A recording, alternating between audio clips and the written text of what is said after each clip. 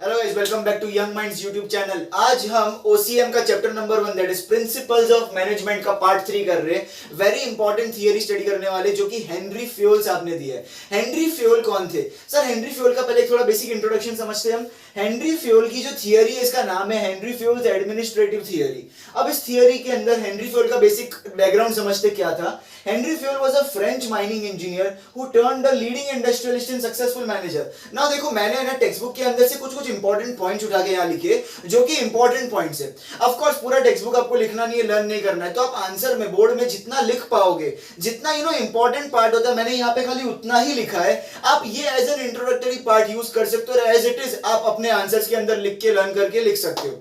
ये उतना ही पार्ट है और इंपॉर्टेंट पार्ट मैंने दिया हुआ है। ठीक है, पूरा आंसर आपको बना के रेडी रखा है मैंने। ठीक है, okay. So sir, Henry Fayol कौन थे? हेनरी फ्योल एक फ्रेंच में रहने वाले व्यक्ति थे, माइनिंग इंजीनियर थे। बेसिकली वो खुद माइनिंग नहीं करते थे, हथौड़ा लेके खुद तोड़ने नहीं जाते थे। बेसिकली वो इंजीनियर थे। वो माइनिंग इलाकों को सुपरविजन करते थे वहां पे और देखते थे सब काम बराबर हो रहा है कि नहीं हो रहा है। अब वहां पर वो माइनिंग इंजीनियर से आगे कैसे बढ़े? वो आगे एक इंडस्ट्रियलिस्ट बने। उन्होंने उसी का काम, जो माइनिंग का काम था, उसी को अपना बिजनेस बना दिया और उसी के अंदर आगे बढ़े और धीरे धीरे करके वो एक बहुत सक्सेसफुल मैनेजर भी बने। He was also a successful manager. अब एक मैनेजर को क्या करना चाहिए? उन्होंने अपने एक्सपीरियंस के बेसिस पर, किस बेसिस पर, मेरा ये वर्ड याद रखना लास्ट तक, उन्होंने अपने एक्सपीरियंस के बेसिस पर, उनको जैसा लगा कि भाई जैसा पहले वो इंजीनियर थे, बाद में वो इंडस्ट्रियलिस्ट बिजनेसमैन बने, देन वो एक मैनेजर बने, सक्सेसफुल मैनेजर बने। सर, वो इतने सालों का काम करने का एक्सपीरियंस जब इंसान को आता है तो उसको हर छोटे से छोटी मिस्टेक पता होती है, हर छोटे से छोटे चीज का सोल्यूशन पता होता है और उन्हीं एक्सपीरियंस और सोल्यूशंस के बेसिस पर उन्होंने ये थियरी बनाई है जो कि हर मैनेजर को, हर कंपनी में हर मैनेजर को फॉलो करने के लिए एक गाइडलाइन प्रोवाइड करती है, एक डायरेक्शन प्रोवाइड करती है। मैनेजर को ये सिखाती है कि आपको कंपनी में कैसे काम करना चाहिए, कैसे नहीं करना चाहिए, क्या करना चाहिए, क्या नहीं करना चाहिए। ठीक है, okay. After conducting many experiments and observations in organization, Fewell proposed 14 principles of management in his book General and Industrial Administration. Now Fewell को इतना एक्सपीरियंस आ गया कि उन्होंने क्या किया, अपनी एक बुक बना दी। Book named is general and industrial administration. उन्होंने इस बुक के अंदर क्या एक्सप्लेन किया, एक बहुत सारे एक्सपेरिमेंट। ऐसा नहीं कि उन्होंने भाई अचानक से किसी की बात सुनी कि मैनेजर को ऐसा काम करना चाहिए और उन्होंने अपने बुक में लिख दिया। नहीं, मैंने क्या बोला था, उन्होंने अपने खुद के काम करने, इतने सालों के एक्सपीरियंस और ऑब्जर्वेशन से, एक्सपेरिमेंट से ये जाना और सीखा और खुद जाके फिर ऐसा पता लगाया कि भाई ये सही है या गलत है। उनको लगा कि ये सही प्रिंसिपल हो सकता है कि मैनेजर ये फॉलो करे तो पॉसिबल है कि इसके अंदर अच्छे रिजल्ट आ सके, तो उन्होंने अपनी इस बुक के अंदर डिफाइन कर दिया उस चीज को। Next, he is also called as the father of modern management. Third introductory point है हमारा कि भाई मॉडर्न मैनेजमेंट के जो फादर है हम हेनरी फ्योल को मानते हैं। ठीक है, नेक्स्ट है, these principles serve as a guideline for decision making and management actions. ये प्रिंसिपल्स कैसे काम करते हैं और क्यों मदद करते हैं मैनेजर्स को डायरेक्शन देते, गाइडलाइंस प्रोवाइड करते कि आप इस तरह से काम करोगे तो आपको अच्छा रिजल्ट मिलेगा, इस तरह से काम करोगे तो आपको शायद खराब रिजल्ट मिलेगा। तो बेसिकली हेनरी फ्योल एक मैनेजर को गाइड करने का काम करने की कोशिश कर रहे हैं। ठीक है, तो ये बेसिकली इंट्रोडक्शन था। अब हम जाते हैं उनकी 14 प्रिंसिपल्स ऑफ मैनेजमेंट की थियरी। बेसिकली उन्होंने अपनी थियरी ऑफ मैनेजमेंट के अंदर 14 तरह के प्रिंसिपल्स, अलग अलग प्रिंसिपल्स दिए। अब उन प्रिंसिपल्स को याद करने का एक शॉर्ट ट्रिक है। ओके, सो आई ड्रिंक दारू विद सोडा और कोक एवरी संडे। ये हमारा क्या है? ये हमारा शॉर्ट ट्रिक है। ठीक है, अब इसके अंदर ध्यान रखना कि भाई जो सर्कल के अंदर की चीजें होती है ना, वो कुछ काम की नहीं होती, वो बस हमने सेंटेंस और ट्रिक बनाने के लिए यूज किया है। जो सेंटेंस के और सर्कल के बाहर है वही चीज यूज होगा और जो कैपिटल में लिखा उसको यूज होना है। ठीक है, चलो सबसे पहले आता है आई। आई का मतलब आता है principle of initiative. Basically principle of initiative का मतलब होता है कि हेनरी फ्योल हमको कंपनी में एज अ मैनेजर ये सिखाना चाहते हैं कि मैनेजर का ये कर्तव्य होना चाहिए कि वो अपने एम्प्लॉइज के साथ मिल बांटकर काम करने की कोशिश करे, उनकी भावनाओं को समझे। अब मैनेजर ये इनिशिएटिव, बेसिकली ये कदम उठाए कि वो अपने एम्प्लॉइज को एनकरेज करे कि वो लोग भी कंपनी में कुछ कंट्रीब्यूट करे, नए नए आइडियाज दे। उनके आइडियाज को कंपनी सुनेगी और अगर सही लगेगा तो कंपनी उन आइडियाज पे काम भी करेगी और उससे जो प्रॉफिट होगा उसका कुछ हिस्सा एम्प्लॉइज को भी मिलेगा। इससे क्या होगा, एम्प्लॉइज के अंदर एनकरेजमेंट आएगा कि वो लोग और तरीके से कंट्रीब्यूट करें ताकि वो लोग और पैसे कमा सके और अच्छे से इज्जत मिल सके, उनकी पोजीशन बढ़ सके, प्रमोशन मिले। तो बेसिकली काम किसका होना चाहिए? एनकरेजमेंट का, मोटिवेट करने का, मैनेजर का। यही हेनरी फ्यूल हमको प्रिंसिपल ऑफ इनिशिएटिव से सिखाना चाहते हैं। नेक्स्ट है प्रिंसिपल ऑफ डी। डी से आता है प्रिंसिपल ऑफ डिसिप्लिन। नाउ कोई भी कंपनी में हेनरी फ्यूल बोलते हैं कि मैनेजर्स का ये रिस्पॉन्सिबिलिटी होता है कि कंपनी के अंदर डिसिप्लिन मेंटेन होना चाहिए। नाउ घर के अंदर ही अगर आप ये एग्जांपल ले लो, अगर मॉम डैड बच्चों के ऊपर प्रॉपर डिसिप्लिन ना रखे, जो घर का बुजुर्ग होता है, बड़े लोग होते हैं, अगर वो घर में डिसिप्लिन ना रखे तो क्या होगा, कभी भी कोई भी आएगा, कभी भी कोई भी बाहर चला जाएगा, कभी भी कोई भी खाना खाएगा, कभी भी कोई भी अपने मर्जी से काम करेगा। वो घर नहीं कहलाता सर, वो होटल कहलाता है। बरोबर, एक घर को घर कौन बनाता है? डिसिप्लिन बनाता है। सिमिलरली एक कंपनी को कंपनी कौन बनाता है? डिसिप्लिन बनाता है। कंपनीज के अंदर कुछ रूल्स एंड रेगुलेशंस होने चाहिए जो कि हर किसी के लिए कॉमन होने चाहिए, and they should be equal, they should not be biased. ठीक है, वो डिस्क्रिमिनेटिंग नहीं होने चाहिए। हर किसी का काम करने का टाइमिंग फिक्स होना चाहिए। ऐसा नहीं कि कोई कभी भी आ रहा है, कोई कभी भी जा रहा है, और ऐसा नहीं कि कंपनी भी किसी को भी कितने भी घंटों तक काम करवा रही है गधों के जैसे, वो नहीं होना चाहिए। डिसिप्लिन का मतलब है सब लोगों को रूल्स रेगुलेशन फॉलो करने चाहिए, एक एथिक्स फॉलो करना चाहिए। कोई भी कंपनी के अंदर अनशेंट भाषाओं में कुछ गालियां वालियां नहीं देनी चाहिए। ऑफ कोर्स एक कंपनी है, उधर एक माहौल होना चाहिए, प्रॉपर डिसिप्लिन होना चाहिए, कॉर्पोरेट वेदर होना चाहिए, काम करने में मजा आना चाहिए। ठीक है, तो डिसिप्लिन अगर नहीं होगा तो कैसे चलेगा कंपनी का काम? तो हेनरी फ्यूल मैनेजर्स को बोलते हैं ये आपकी रिस्पॉन्सिबिलिटी की कंपनी में डिसिप्लिन मेंटेन करिए। नेक्स्ट आता है डी से फिर से principle of division of work. अब एक कंपनी जो होती है वो बहुत बड़ी होती है, बड़ी कंपनी होती है, तो सर वहां पर जो काम होता है वो बहुत बड़ा, बहुत सारा काम होता है। अब अगर इतने सारा काम कोई एक दो व्यक्ति करेगा तो कैसे चलेगा? वो लोग पागल हो जाएंगे, फ्रस्ट्रेट हो जाएंगे। और कोई भी एक व्यक्ति के लिए ह्यूमन टेंडेंसी होती है, पॉसिबल नहीं है कि वो सारे काम कर सके। सो यहां पर यह प्रिंसिपल होता है कि हेनरी फ्यूल बोलते हैं ये मैनेजर्स की रिस्पॉन्सिबिलिटी होती है कि वो जो भी काम है वो अपने एम्प्लॉयज को, लोगों को उनके टैलेंट के हिसाब से बांट दे। ठीक है, अगर फॉर एग्जांपल मैं मैनेजर हूं और मेरे नीचे 10 एम्प्लॉयज काम करते हैं, तो अब ये मेरी रिस्पॉन्सिबिलिटी है कि मैं खाली 1 या 2 से काम ना करवाऊं, मैं 10 के 10 एम्प्लॉयज से प्रॉपर काम करवाऊं, उनके टैलेंट, उनके स्किल्स, उनकी कैपेबिलिटी के, उनकी कैपेसिटी के हिसाब से। ठीक है, इससे क्या होगा? काम भी जल्दी होगा, काम बेटर होगा अगर वो लोग सब लोग अपनी अपनी स्किल्स और टैलेंट के हिसाब से काम करेंगे। फॉर एग्जांपल अगर एक आईटी टेक्नीशियन से मैं अगर चार्टर्ड अकाउंटेंट वाला काम करवाऊंगा तो वो पॉसिबल नहीं है, बेचारे को कंप्यूटर की भाषा आती है, सीए लोगों की अकाउंट्स की भाषा तो नहीं आती है। तो यही है, मैनेजर्स की रिस्पॉन्सिबिलिटी होती है कि अपने एम्प्लॉयज का टैलेंट जाने, उनको समझे और उसके हिसाब से उसको काम दे, और वो भी इतना लिमिटेड काम दे कि वो फटाफट कर सके और थके भी ना, आलसीगिरी ना करे। तो ये मैनेजर्स की रिस्पॉन्सिबिलिटी होती है डिवीजन ऑफ वर्क करने की। नेक्स्ट आता है सर ए से principle of authority and responsibility. Now दो वर्ड है, अथॉरिटी एंड रिस्पॉन्सिबिलिटी। नाउ एक कंपनी के अंदर ये मैनेजर्स की रिस्पॉन्सिबिलिटी होती है कि भैया एक वर्ड होता है अथॉरिटी ना। अथॉरिटी का मतलब होता है the power to make decision, the power to make decisions. और रिस्पॉन्सिबिलिटी का मतलब होता है कि वो डिसीजन पूरी तरह से कंप्लीट हुआ कि नहीं हुआ, उस चीज का ड्यूटी जो निभाते हैं उसको बोलते हैं responsibility. For example as a manager के पास ये पावर भी होता है कि वो कोई भी चीज का डिसीजन ले सके, तो मैनेजर के पास क्या है? अथॉरिटी है। नाउ मैनेजर के ऊपर ये रिस्पॉन्सिबिलिटी भी होती है कि उन्होंने जो डिसीजन लिया और जो लोगों को काम दिया, काम सौंपा है, वो कंप्लीटली पूरा हो जाए या नहीं हो जाए उसकी भी ध्यान देना, उसको वो ड्यूटी है। तो बेसिकली एक मैनेजर ऐसा इंसान होता है कि भैया जिसके पास अथॉरिटी भी होती है, रिस्पॉन्सिबिलिटी भी होती है। बट अगर मैं इसके जगह पे ऐसा बोलूं कि भाई एम्प्लॉयज, तो क्या एम्प्लॉयज के पास अथॉरिटी और रिस्पॉन्सिबिलिटी दोनों होती है?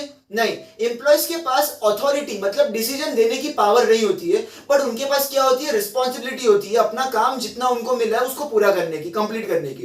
तो जरूरी नहीं है कि कंपनी के अंदर अगर किसी इंसान के पास अथॉरिटी है तो उसके पास रिस्पॉन्सिबिलिटी भी होगी, और रिस्पॉन्सिबिलिटी है तो अथॉरिटी भी होगी। बट एक मैनेजर ऐसा इंसान होता है जिसके पास अथॉरिटी मतलब पावर भी होती है और ड्यूटी भी होती है कि वो काम प्रॉपर देखे और कंप्लीट करे। तो अथॉरिटी एंड रिस्पॉन्सिबिलिटी ये दोनों जिस व्यक्ति के पास होती है वो ज्यादा लायबल होता है कंपनी के अंदर। और ये अगर कंपनी के अंदर इतनी बड़ी पावर उसको दी गई है मैनेजर को, तो उसको उस पावर का प्रॉपर तरीके से इस्तेमाल करके काम ज्यादा से ज्यादा बढ़ाना चाहिए और काम करना चाहिए अच्छे से। नेक्स्ट आर से आता है प्रिंसिपल ऑफ रेम्यूनरेशन। रेम्यूनरेशन का मतलब होता है फाइनेंशियल असिस्टेंस। क्या होता है? Financial assistance. Now Henry Fayol बोलते हैं कि भैया कोई भी जो व्यक्ति होता है ना, वो काम क्यों करता है? अपने पेट के लिए, पैसे कमाने के लिए करता है। ठीक है, पेट को कैसे भरेंगे? खाने से। और खाना कैसे मिलता है? पैसों से। सर बेसिकली अगर किसी भी व्यक्ति, कोई भी अगर काम कर रहा है वो पैसों के बिना काम नहीं करेगा। तो हमेशा अगर अपने को किसी भी व्यक्ति से काम करवाना है और अच्छा काम करवाना है और लॉयल्टी के साथ अगर वो काम करे, तो उसको सिंपल है, उसको प्रॉपर तरीके से रेम्यूनरेट करो। एक कंपनी और एक मैनेजर का ये रूल होना चाहिए, एक रिस्पॉन्सिबिलिटी होना चाहिए कंपनी के अंदर कि भाई अगर वो किसी एम्प्लॉय को काम करवा रहे या रख रहे तो उनको प्रॉपर तरीके से उनका फाइनेंशियल असिस्टेंस दे। ऐसा नहीं कि भाई एक बंदे से अपन 10 घंटा काम करवा रहे, बहुत सारा काम करवा रहे और बहुत कम सैलरी दे रहे, वो आज नहीं तो कल अपन के पास लॉयल नहीं रहेगा, अपन को छोड़ के चला जाएगा। सो टू गेन दी लॉयल्टी और उसका काम भी प्रॉपर हो, तो वो क्या करना चाहिए, हमको उनको फाइनेंशियल असिस्टेंस प्रॉपर देना चाहिए, रेम्यूनरेशन प्रॉपर देना चाहिए। फॉर एग्जांपल सैलरीज, वेजेस, ये सब या फिर इंसेंटिव्स हो गए, वो प्रॉपर टाइम टू टाइम मिलना चाहिए और वो भी अच्छे से मिलना चाहिए, ताकि वो भी खुश रहे और वो काम भी अच्छे से खुशी खुशी करे। नेक्स्ट आता है यू पे टू, मतलब यू से 2 पॉइंट आएगा। सबसे पहला आता है principle of unity of direction. No, unity of direction का मतलब होता है कि भैया एक, अगर सपोज की कंपनी के अंदर अलग अलग डिपार्टमेंट्स हैं, एक आईटी डिपार्टमेंट है, एक एचआर डिपार्टमेंट है, एक एमबीए वाले जो मैनेजमेंट डिपार्टमेंट है, बेसिकली अलग अलग डिपार्टमेंट्स होते हैं बड़ी कंपनी के अंदर। अब है ना, हर कंपनी में सपोज मेरा काम आईटी डिपार्टमेंट का, ठीक है, तो आईटी डिपार्टमेंट के अंदर सपोज 5 लोग काम करते हैं ना। आईटी डिपार्टमेंट के अंदर 5 लोग काम करते हैं, तो सबका एक ही मोटो होना चाहिए, सबका एक ही मोटो होना चाहिए, क्या कि भाई हमको इस पूरे कंपनी में क्या आईटी असिस्ट करना है। मतलब क्या, मुझे सारे के सारे कंप्यूटर्स या कोई भी कभी भी कुछ खराब नहीं होना चाहिए, प्रॉपर सिस्टम चलना चाहिए। अगर 5 लोगों का यही दिमाग में इंटेंशन रहेगा तो वो डिपार्टमेंट अच्छे से काम कर पाएगा। पर 5 में से 2 लोग आलसी है, वो लोग काम ही नहीं करते, बाकी के 2 लोग अच्छे से काम करते हैं, पर कभी कभी उनके अंदर बहुत आलसीपन आ जाता है, तो वो लोग भी अच्छे से काम नहीं करते। बस खाली एक बंदा अच्छे से काम कर रहा है और गधे की तरह वो काम करते जा रहा है, बाकी कोई उसको सपोर्ट नहीं कर रहे।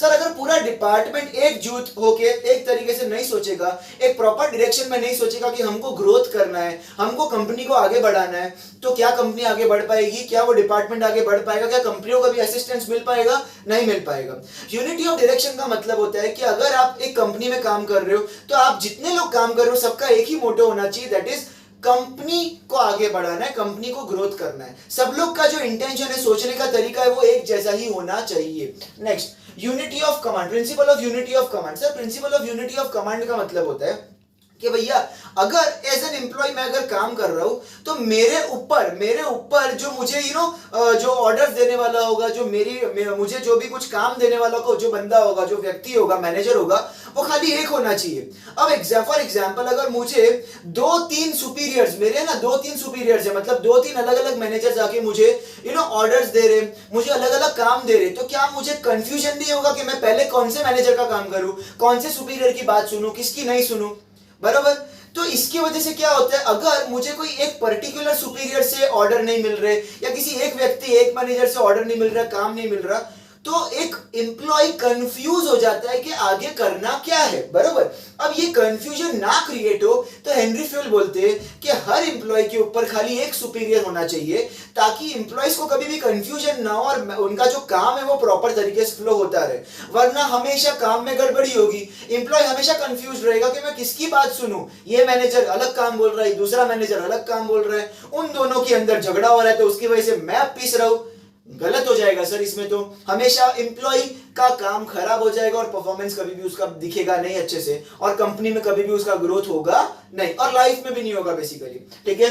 द नेक्स्ट पॉइंट, विथ पूरा काम का नहीं, एस से आता है आपका प्रिंसिपल ऑफ स्केलर चेन। ना, प्रिंसिपल ऑफ स्केलर चेन का मतलब होता है कि भैया स्केलर चेन का मतलब होता है कि आपका जो डिपार्टमेंट होता है, जो पूरा कंपनी होता है, वो अलग अलग लेवल्स में डिवाइडेड होता है। फॉर एग्जांपल एक होता है सबसे lower level, that is employees level, उसके ऊपर आता है मैनेजर्स या डिपार्टमेंटल हेड्स, उसके ऊपर आता है सीईओ, एमडी, देन आता है बोर्ड ऑफ डायरेक्टर्स। ये पूरा लेवल होता है, ये पूरा चेन होता है, ठीक है। अब यहाँ पे बोल रहा है कि सर अगर किसी भी एक व्यक्ति को, एक नीचे वाले चेन के व्यक्ति को ऊपर वाले लोगों से बात करनी है डायरेक्टली, तो क्या वो कर सकता है? देखो, एज अ कंपनी में कोई भी रूल नहीं होता। फॉर एग्जांपल अगर मैं एक एम्प्लॉय हूं, तो मुझे ना सिर्फ उतना ही हक होता है कि मैं अपने जस्ट सुपीरियर से बात कर सकूं, मैनेजर से बात कर सकूं ना। स्केलर चेन के अंदर हमको यह बताया गया है कि भैया आपको अगर कभी भी बात करनी है तो क्या करना पड़ेगा, आपको अपने सुपीरियर की परमिशन लेनी पड़ेगी। आपको अपनी कोई भी बात करनी है तो आपको अपने जस्ट सुपीरियर इमीडिएट हेड से बात करनी पड़ेगी, कोई प्रॉब्लम हो रही है तो, ठीक है। और यही चीज ऊपर से नीचे भी आता है। Board of directors directly employ से बात नहीं करेंगे, वो सीईओज एमडी से बात करेंगे, एमडीज मैनेजर्स और डिपार्टमेंटल हेड से बात करेंगे, और वो अपने अपने नीचे जो एम्प्लॉयज काम कर रहे हैं उनसे बात करेंगे। नेक्स्ट आता है principle of order. Principal of order का मतलब होता है कि अपने डिपार्टमेंट, अपनी जो कंपनी होती है उसके अंदर वेरियस टाइप्स ऑफ रिसोर्सेज होते हैं। फॉर एग्जांपल रॉ मटेरियल्स हो गया, ह्यूमन रिसोर्स हो गया, कैपिटल रिसोर्स हो गया। नाउ यहां पर क्या बोल रहा है, यहां पर ये कहना चाहते हैं हेनरी फ्यूल कि कंपनी के अंदर जितने भी रिसोर्सेज होते हैं उन रिसोर्सेज को प्रॉपर तरीके से मैनेज करना चाहिए। मतलब अगर ह्यूमन रिसोर्स है तो ह्यूमन रिसोर्स इधर उधर भटकने नहीं चाहिए, उन सबके लिए कंपनी में एक प्रॉपर जगह होनी चाहिए। और हमें एज अ मैनेजर ये ध्यान रखना है कि सब लोग अपनी अपनी जगह पर बैठकर प्रॉपर काम कर रहे, तभी तो बिजनेस के अंदर एक ऑर्डर रहेगा। ठीक है। फॉर एग्जांपल बिजनेस के अंदर 10 एम्प्लॉइज है और 10 लोगों की बेंचेस वहां पर अपन ने लगाई है, डेस्क लगाया अपन ने, तो हमको ऐसा मैनेजर ये ध्यान रखना पड़ेगा कि वो 10 लोग अपने डेस्क पर बैठकर काम कर रहे हैं कि नहीं कर रहे, या भटकते रह रहे इधर उधर। ठीक है। नाउ से फॉर एग्जांपल अगर बिजनेस के पास 10 गाड़ियां हैं, ठीक है, तो वो बिजनेस के मैनेजर्स को ध्यान रखना पड़ेगा कि वो 10 गाड़ियां सिर्फ बिजनेस के यूज के लिए ही हो। ऐसा नहीं कि कोई एम्प्लॉय अपनी गर्लफ्रेंड घुमा के लेके आ रहा है उसमें, वो नहीं चलेगा। ठीक है। सो बिजनेस के काम के लिए यूज हो और वो गाड़ी कहीं चोरी ना हो जाए, तो वो प्रॉपर ध्यान रखना पड़ेगा कि वो अपनी जगह पर पार्क्ड है कि नहीं। That is called as principle of order. हमारे जितने रिसोर्सेज हैं वो प्रॉपर यूटिलाइज हो रहे हैं, एंड साथ ही साथ वो यूटिलाइज होने के बाद वो सही जगह पर फिर से सही सलामत है या नहीं है, इससे बिजनेस को लॉस नहीं होगा। Next, principle of command. Principle of command का मतलब होता है, फॉर एग्जांपल कभी कभी कैसा होता है कि एज एन एम्प्लॉय मेरा मैनेजर मेरी बात नहीं सुन रहा, मेरा जो सुपीरियर हेड है वो मेरी बात नहीं सुन रहा और मुझे डायरेक्टली उसके भी ऊपर डायरेक्टली सीईओ से बात करनी है। तो क्या करना पड़ेगा ऐसे टाइम पे? ऐसे टाइम पर मुझे एक स्पेशल परमिशन लेना पड़ेगा अपने एक हेड से, और वो परमिशन लेके मैं अपने मैनेजर को हटाकर डायरेक्टली उसके भी अपर मैनेजर या सीनियर मैनेजर या सीधा सीईओ से बात कर सकता हूं मैं। ठीक है। नेक्स्ट आता है आपका principle of equity. Now equity और इक्वालिटी दो वर्ड आपने सुना रहेगा। इक्विटी का मतलब होता है, पहले इक्वालिटी का मतलब समझते हैं। What is equality? इक्वालिटी का मतलब होता है कोई भेदभाव नहीं, विदाउट एनी डिस्क्रिमिनेशन, सबको इक्वली ट्रीट करना। नाउ प्रिंसिपल ऑफ इक्वालिटी क्या बताता है कि भाई अगर आपके कंपनी के अंदर 10 एम्प्लॉय काम कर रहे हैं तो 10 के 10 एम्प्लॉय से 10 घंटा काम करो। अगर एक से 10 घंटा काम करवाते हो सबसे 10 घंटा काम करवाओ। अगर आप एक को 20,000 सैलरी देते हो तो सबको 20,000 सैलरी दो।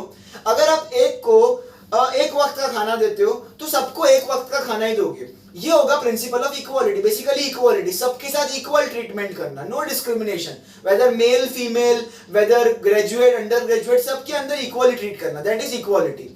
बट हेनरी फ्यूल बोलते हैं कि हमको प्रिंसिपल ऑफ इक्वालिटी कभी भी नहीं अपनाना चाहिए, हमको प्रिंसिपल ऑफ इक्विटी अपनाना चाहिए। Now what do you mean by equity? Equity का मतलब होता है जो जितना हकदार है, जितने का हकदार है उसको बस उतना ही मिलना चाहिए। फॉर एग्जांपल आपके पास 10 लोग काम करते हैं, 10 एम्प्लॉइज, पर उसमें से 2 एम्प्लॉइज एमबीए से, बड़े बड़े एमबीए ग्रेजुएट से, और तो उनको उनके हिसाब से सैलरी मिलनी चाहिए। उनको ऐसा है कि भाई उनको वर्क का आराम से 10 घंटा काम कर रहे तो उनको एमबीए के हिसाब से 1 लाख का सैलरी मिलना चाहिए। सिमिलरली 10 लोग में से 5 लोग ऐसे हैं जो आईटी टेक्नीशियंस हैं, ठीक है, तो उनको पर मंथ 80,000 to 70,000 सैलरी मिलना चाहिए। क्यों? क्योंकि उनकी डिग्री अलग है, उनका स्किल अलग है। नेक्स्ट सर, कुछ 2-3 लोग ऐसे जो कि सिर्फ बीकॉम ग्रेजुएट है, जो सिर्फ नॉर्मल ग्रेजुएट है, बीकॉम ग्रेजुएट से सर उनके टैलेंट और कैपेबिलिटी के हिसाब से उनको खाली 15 to 20,000 या 30,000 मैक्सिमम सैलरी मिलनी चाहिए। That is the principle of equity. That is the principle of equity, मतलब जिसका जैसा टैलेंट है, जैसा स्किल है, उसको उसके हिसाब से सैलरी मिलनी चाहिए हमेशा, क्योंकि that is the best principle. Principle of equality मतलब क्या है? अगर कोई अच्छा बंदा है उसको भी आप उतनी सैलरी दे रहे हो, और कोई जो हकदार नहीं उसको भी आप उतनी सैलरी दे रहे हो, तो मतलब क्या फिर? उस अच्छे बंदे की इतनी पढ़ाई लिखाई करने का, इतना एक्सपीरियंस लेने का, इतना प्रैक्टिस करने का मतलब क्या है फिर? तो दैट इज व्हाई एक बिजनेस के अंदर, एक कंपनी के अंदर principal of equality he follow होना चाहिए हमेशा। नेक्स्ट आता है principle of Spirit the corps. Spirit the corps का मतलब होता है यूनिटी में एकता, मतलब बेसिकली एकता में ही शक्ति है। आपको कंपनी हेनरी फ्यूल ऐसा समझाना चाहते हैं कि भाई कंपनी में अगर किसी डिपार्टमेंट में आप काम कर रहे हो तो एज अ मैनेजर ये आपकी रिस्पॉन्सिबिलिटी है कि आपके सारे एम्प्लॉयज और सारे मैनेजर्स एक साथ मिलकर काम करें, क्योंकि अगर यूनिटी नहीं होगा, अंडरस्टैंडिंग नहीं होगा, कोऑपरेशन नहीं होगा, कोऑर्डिनेशन नहीं होगा, तो काम बिगड़ेगा और काम स्लो हो जाएगा। काम स्लो मतलब ग्रोथ स्लो मतलब प्रोग्रेस एंड डेवलपमेंट स्लो हो जाएगा, कंपनी लॉस करेगी। सर, एक मैनेजर की रिस्पॉन्सिबिलिटी होती है कि वो अपने सारे एम्प्लॉयज को यूनिटी के साथ काम करवाए।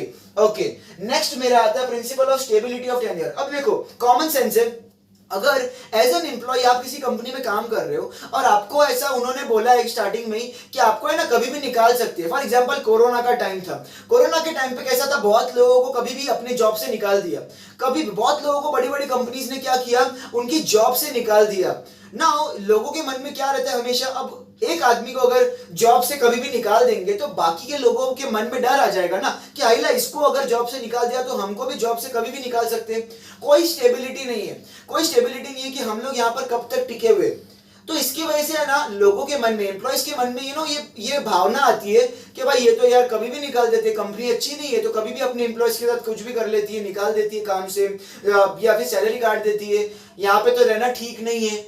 इससे क्या होता है, एम्प्लॉइज लॉयल नहीं रहेंगे आपकी कंपनी के साथ और वो लोग खुद ही आपकी कंपनी छोड़ के चले जाएंगे, या तो फिर वो जो है ना एम्प्लॉइज वो काफी डर डर के काम करेंगे, और अगर डर डर के काम करेंगे तो वो लोग काम अच्छा नहीं करेंगे। तो ये जो डर का माहौल होता है वो हमेशा हट जाना चाहिए। अगर लोगों को ये स्टेबिलिटी रहेगा कि भाई हम लोग अगर काम अच्छा करेंगे, प्रॉपर टाइम टू टाइम आएंगे, डिसिप्लिन फॉलो करेंगे, तो कोई भी हमको काम से नहीं निकालेगा। उनके पास स्टेबिलिटी अपने टेन्योर की कि भाई उनको कोई काम से नहीं निकालेगा, तो वो लोग एकदम बिंदास फ्री माइंड से एकदम काम करेंगे और काम अच्छा भी होगा। तो ये प्रिंसिपल फॉलो करना चाहिए, सबको स्टेबिलिटी रहनी चाहिए।